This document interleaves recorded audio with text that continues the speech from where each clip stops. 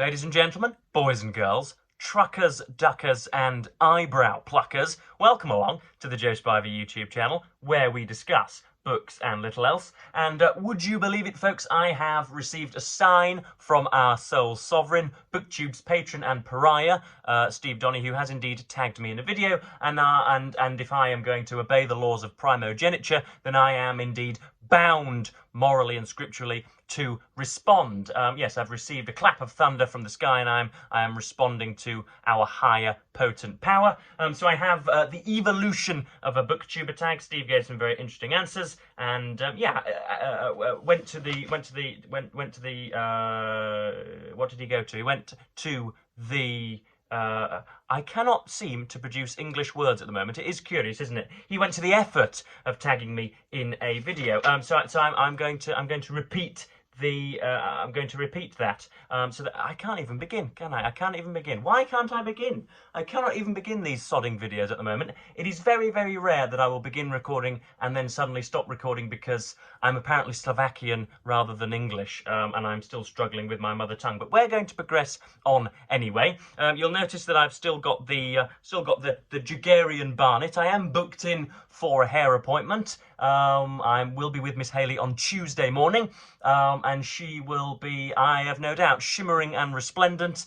She'll have the shine and shimmer of somebody in reception of her oats. I'm sure you'll agree. She's just been on a big long honeymoon, and I'm sure she'll be, should we say, lymphatically satisfied or something? I don't know. Let's go with that. So yes, we have the evolution of a Booktuber tag, talking about one's expectations before coming onto Booktube, bit of experiences on it, and indeed what we might like to do in the approaching future. Do we approach the future, or does the future approach us? Discuss. So yes, we've got, this is one of the only occasions on which I write preparatory notes. So let's get right into it, folks. I've still got a complete mess on my hair, but let us continue. So the first prompt is extinction. Are there things you used to do? I believe this was this tag was originally set up by the gentleman at Spread Book Joy, and Steve pounced upon it, and I'm doing so thusly. Yeah, are there things that you used to do on your channel that you no longer do? And something that I have sworn that I will never attempt again, something I've attempted in the past which I've sworn to never attempt again, is my pathetic attempt at read-alongs. It would seem, folks, that myself and the read-along are somewhat incommensurate. I don't like reading. I seem to read slower when I'm doing read-alongs because I don't want to pound you with daily videos. So I'll be reading, you know, if it's a weekly read-along and I'm reading an hour per week, and then suddenly I come and, you know, splurge some of my opinions about it to you fine worshippers, then that just doesn't go well with me. I'd much rather smash through a book in 3 or 4 days and give you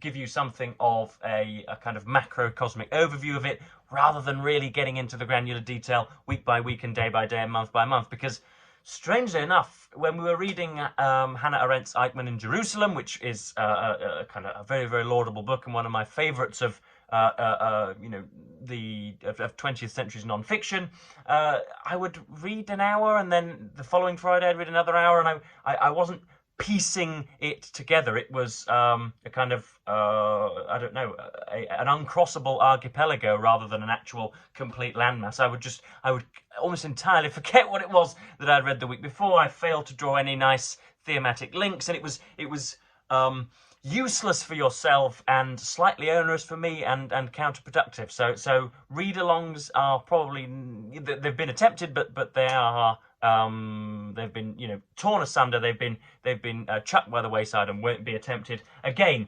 Something else is slashing at hacks. I used to take it upon myself to go down to a local supermarket and you know, purchase some political material, purchase a magazine of, you know, something from the New Statesman or the Guardian, or I even bought papers at some point, didn't I? I bought an edition of the Financial Times when Johnson was properly ousted.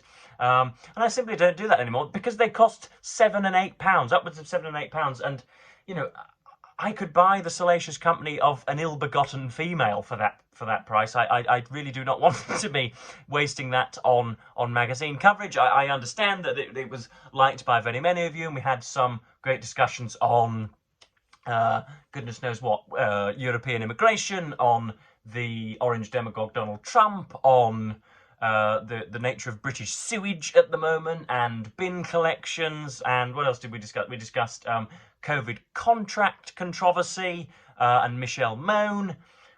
We discussed the release of Britney Spears' latest autobiography or whatever. So, you know, it was a fecund field, a fertile field, but Christ alive, I mean, if I'm doing that every week, that's £30 per month, which is, on quick calculations, 12 by 30 is £360 per annum. That's ridiculous profligacy. I can't be doing that. I cannot be doing that, folks. So I won't be doing so in the future, because I don't know. And I've just got them piled up in the back there. You can still see just there is Keir Starmer's sort of smarmy face on the front of the Esquire magazine. I just pile them up in hordes and throngs, and then, you know, feel guilty about recycling them. So I'm not going to be doing Slashing at Hacks anymore, even though very many of you liked it.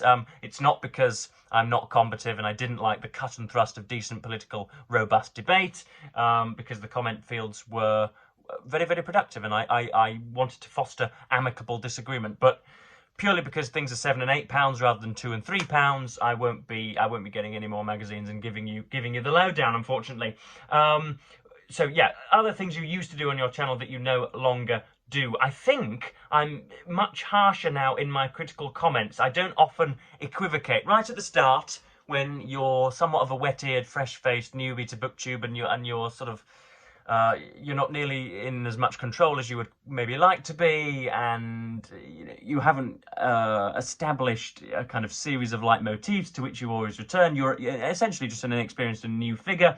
You are quite perhaps a little bit skittish, or a little bit typically reticent to voice your opinions. I like to think that I was pretty robust and pretty tetchy right at the start, but nowadays I do tend to strike with bared teeth. So things that I used to do on my channel that I no longer do. I used to be a little soft, and I used to equivocate rather a lot, but now I just tend to go in with the full barrels. And then also, yeah, occasionally, rather ironically, I used to take notes, but now I always tend to shoot from the hip, even though I have taken notes today, just because there was so much that was circulating around my cerebellum that I felt that I needed to ink it down onto paper. So yeah, occasionally I used to have maybe one or two notes sort of sellotaped to windows or to radiators behind the camera, to which I would refer just in case words evaded me, which is becoming increasingly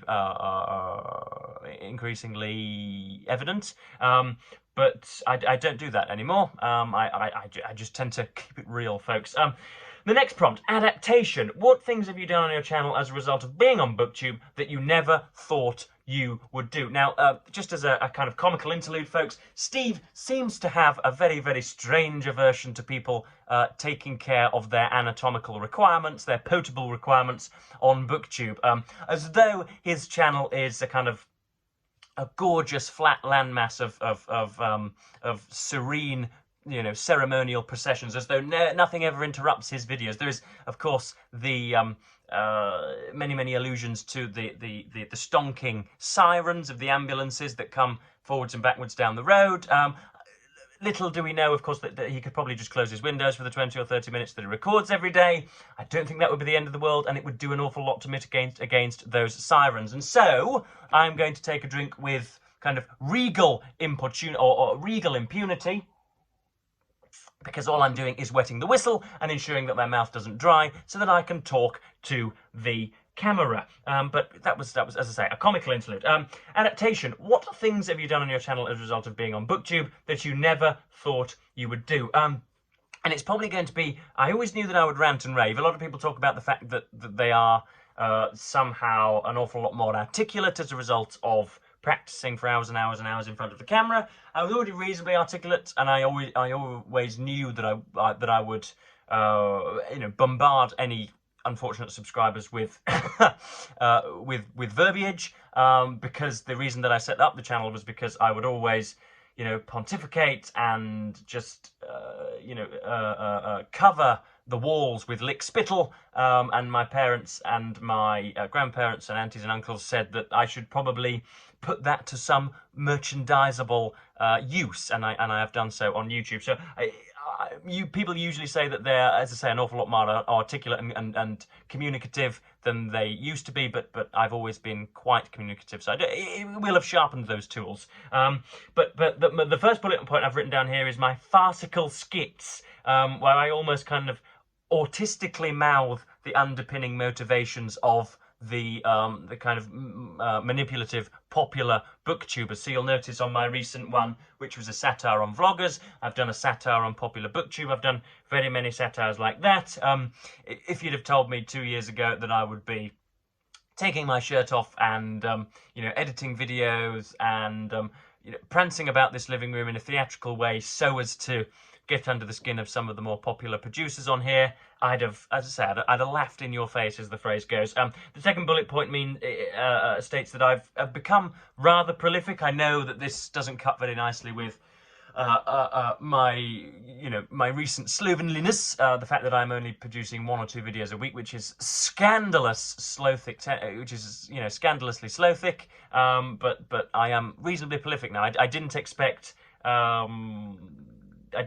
it to be doing 3 or 4, videos per week. The next bullet point, something similar to what Steve mentioned, which is rummaging about in the second-hand bookstores to not necessarily to find books that will please your readerly self, but will be just of some utility on Booktube, things that can be talked about, things that would be nice to evidence in a haul, and things that you're not necessarily going to read and you might just throw to the back of the bookshelves, I think.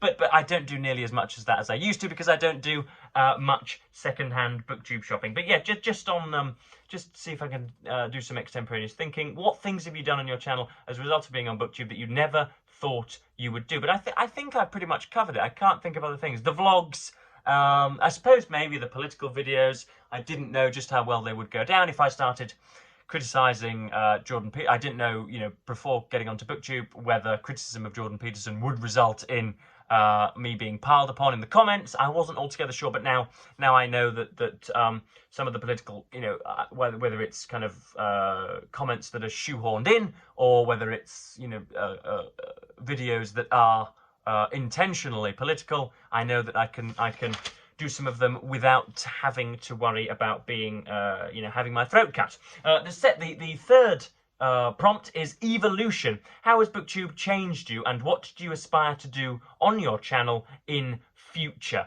I would say it's smoothed my corners, folks. I've mentioned this a few times.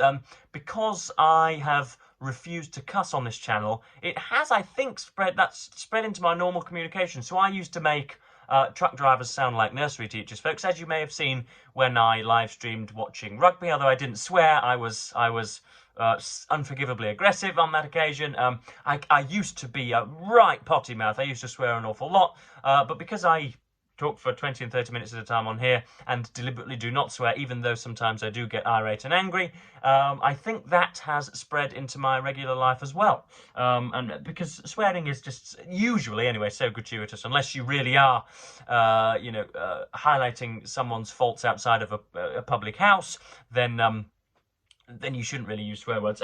Next bullet point, it has made me a more effective communicator. I don't imagine that I was I was a decent speaker, but nowadays if you ask me to, clamber onto a local table and, rankle a little mob together, then I could probably do so. I'm much more confident at public speaking and just generally much better at expressing my feelings and, conveying what is in my heart and mind, which of course is useful in a great many areas of life. How has Booktube changed you, and what would you aspire to do to your channel in the future? I would like to grow the audience, both to fill my trousers with your liquidity, because those Peruvian lap dancers don't indeed pay for themselves. But I would also like to branch out into more political commentary and maybe something even a little bit more professional with a big dog camera. Stephen Spivey's just sent me, Grand Viceroy Spivey has just sent me a message asking for my email, so that sounds rather good, doesn't it? So yes, I would like to branch out to the more sort of gangrenous world of political commentary, maybe. But yeah, I would just like more and more people to turn up, both to fill my trousers and both to engage in the marvellous discussions that we have in the comments. Wouldn't that be nice, folks? And then there is a bonus prompt on the bottom. I think the reason that this video in general is being so lackluster is because I did something, and the reason that I was so reluctant to actually get to it, despite Steve's deistic calling, was because I did a very, very similar video to it 2 weeks ago, in which and I feel like I'm rehashing old material. So sorry if I'm repeating myself. Sorry if I am committing the gravest sin of being rather boring, folks, but there we are. So yeah, the bonus prompt is: impart your words of wisdom to all the fledgling booktubers out there. And I have three. I have be patient, be diligent, and be friendly, or do not pat heads, in other words. So obviously be patient. If you do a video and it sinks like a stone, then that isn't a kind of repudiation. That isn't an example of the world's repudiation of your skill. That is just the algorithm sort of failing to snag you into its net. Keep doing the videos, because you should find.